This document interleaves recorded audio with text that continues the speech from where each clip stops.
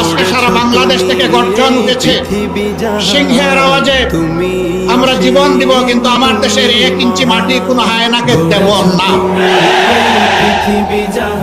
আল্লাহ তাআলা আমাদেরকে এই শক্তি দান করুন। 24-এর আমাদের সন্তান, বুকের সন্তান, যুবক যুবতীরা তারা যে অন্যায়ের বিরুদ্ধে বুক চিতিয়ে লড়াই করেছে, আল্লাহর কাছে চাই, হে আল্লাহ তুমি তাদের অন্তর দেশপ্রেম এবং তোমার ইমানের নূর দিয়ে পরিপূর্ণ করে দাও। আর ও ধরনের জেনারেশন প্রজন্ম আমাদেরকে বারবার উপহার দাও। বাংলাদেশের মানুষের ফুলের বাগান তুমি ওই সমস্ত মানুষ দিয়ে পরিপূর্ণ করে দাও। আমরা একটা মানবিক বাংলাদেশ গড়তে চাই। এই বাংলাদেশের দায়িত্ব যুব সমাজের হাতে তুলে দিতে চাই।